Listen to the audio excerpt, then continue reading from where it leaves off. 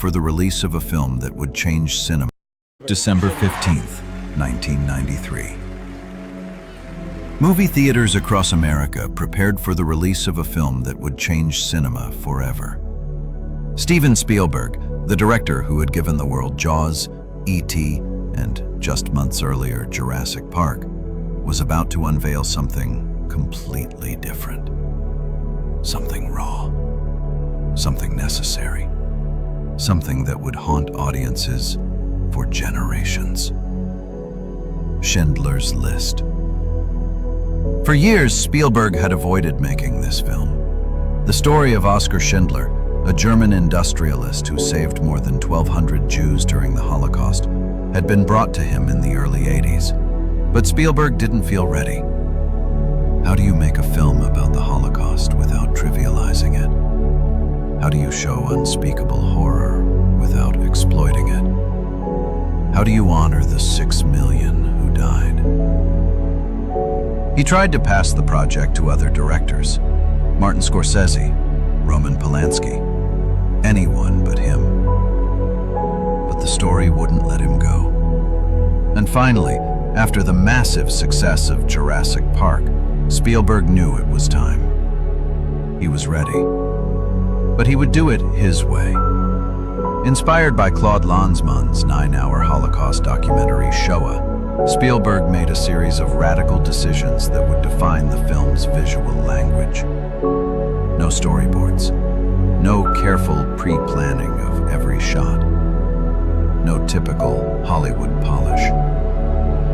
He would use handheld cameras that moved through scenes like a documentarian, capturing history as it unfolded. Shaky, intimate, real. And most importantly, black and white. Stark, uncompromising black and white. Cinematographer Janusz Kaminski understood Spielberg's vision immediately. They wanted the film to look like it could have been shot during World War II itself, like footage discovered in an archive, like history pulled directly from the past and projected onto the screen. The black and white wasn't just an aesthetic choice, it was a moral one. This wasn't entertainment, this was testimony. The production moved to Krakow, Poland in March of 1993. They filmed for 72 days, often at the actual locations where these events had occurred. The weight of history pressed down on everyone involved. Survivors visited the set. Actors who played Nazi officers felt physically ill putting on SS uniforms. This wasn't just movie making, this was remembrance. And then came the scene that would define the entire film. The liquidation of the Krakow ghetto. March 13th, 1943. Spielberg devoted 20 minutes of screen time to this nightmare. 20 minutes of systematic murder. 20 minutes that don't look away. The camera is at eye level, in the streets, on the stairs, in the doorways. We see what the victims saw. We feel what they felt. Pure panic, throbbing horror, the randomness of who lives and who dies. From a hillside overlooking the ghetto, Oskar Schindler watches on horseback. He's there on business to survey his workforce. He's still the opportunist, the war profiteer, the man getting rich off Jewish labor. But what he witnesses will change him forever. And in the midst of this chaos, a small figure appears. A young girl, maybe 4 years old, wearing a coat, a red coat. In a film shot entirely in black and white, this single splash of color stops everything. The audience's eyes are drawn immediately to this tiny figure navigating through absolute hell. Soldiers are shooting, buildings are burning, bodies are falling. And this child, this innocent child, walks through it all in her bright She's alone, confused, trying to find safety in a world where safety no longer exists. She climbs stairs. She hides in a doorway. And then she's gone, disappeared into the darkness of a building. Schindler has seen her. We've seen her. That image burns into our minds. The Red Coat was Spielberg's most controversial decision. Critics would later argue about whether it was brilliant or manipulative. Was it a powerful symbol or cheap sentimentality? But Spielberg knew exactly what he was doing. In interviews, he explained, America and Russia and England all knew about the Holocaust when it was happening, and we did nothing about it. We didn't assign any of our forces to stopping the march toward death, the inexorable march toward death. It was as obvious as a little girl walking down the street in a red coat. It was that obvious. And today we're venturing into territories where we're seeing actual killings taking place. And we're not doing anything about it. The red coat represents willful blindness. It represents how visible evil can be when we choose not to look away, but also how easily we can ignore even the most obvious atrocities when they don't directly affect us. But the symbolism runs deeper.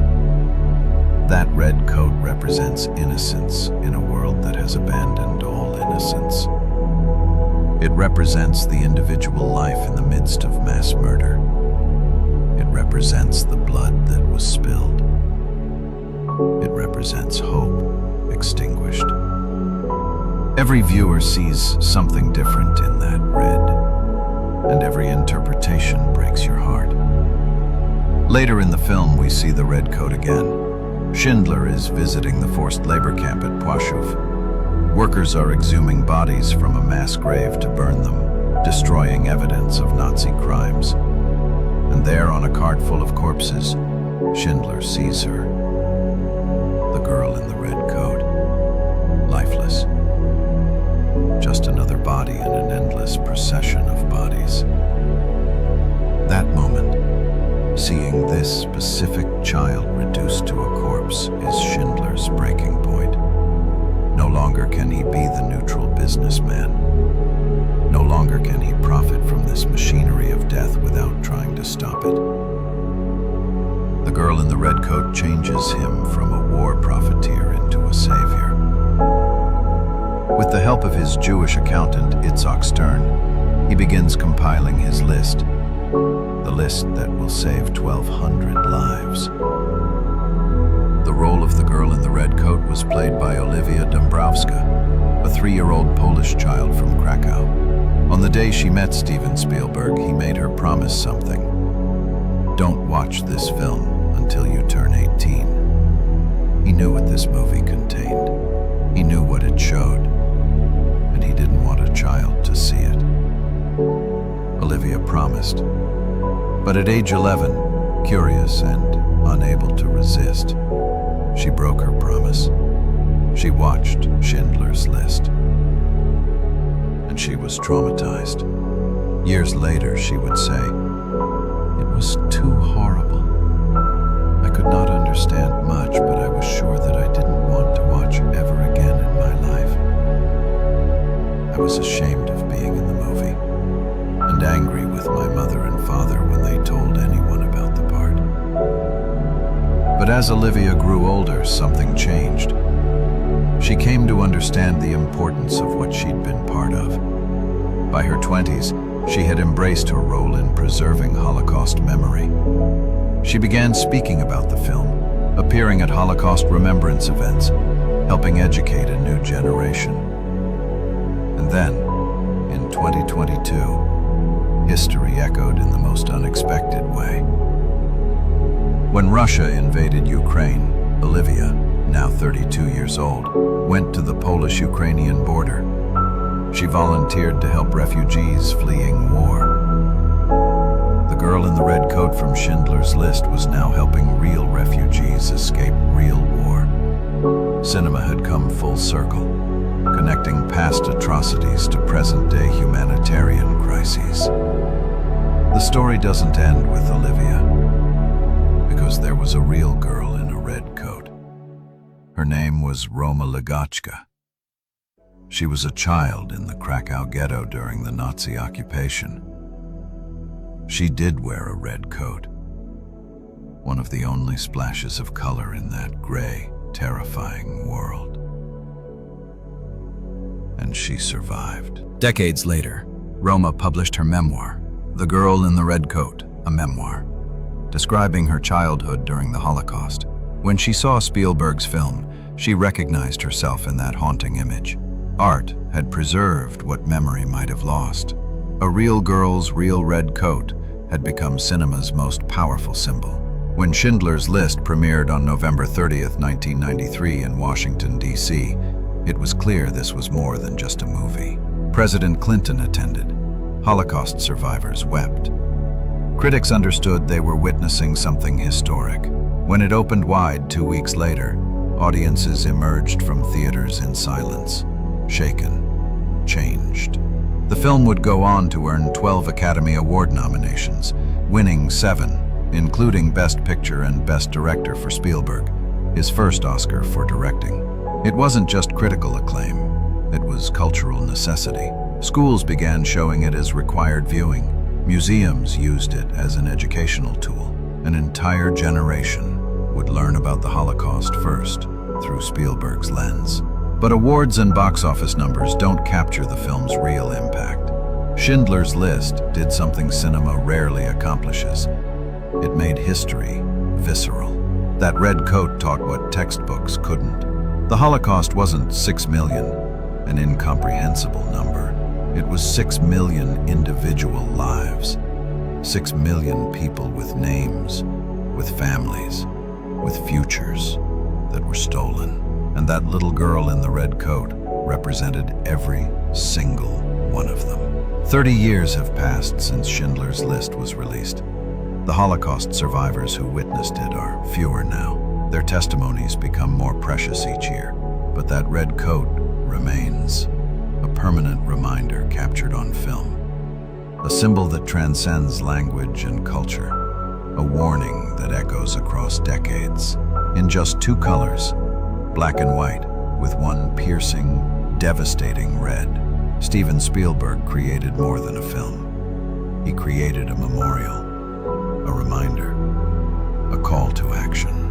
The Girl in the Red Coat stands as testimony to what happened, yes, but also to what we allowed to happen, to what we could have stopped but didn't, to the evil that flourishes when good people look away. Every time someone watches Schindler's List for the first time, that red coat appears. And every time, it stops them. It haunts them. It changes them. Because that's what great art does. It doesn't just show us history. It makes us feel it. It makes us complicit. It makes us ask, if I had been there, would I have looked away? Or would I have seen that red coat for what it was? A child who needed saving.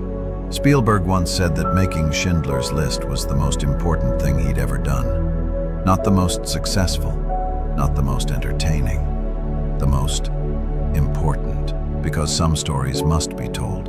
Some memories must be preserved. Some warnings must echo forever. If this story has moved you, I encourage you to watch Schindler's List if you haven't. Share this story to honor Holocaust remembrance. Teach the next generation. Visit Holocaust museums and memorials. Listen to survivor testimonies while we still can. Follow us for more stories about cinema that changed the world. And hit like if you believe that art has the power to preserve history, to teach humanity, and to ensure that we never forget. Because 31 years after Schindler's List premiered, that red coat still carries its message. As obvious as a girl in a red coat, as impossible to ignore, as urgent as ever. Never forget, never again.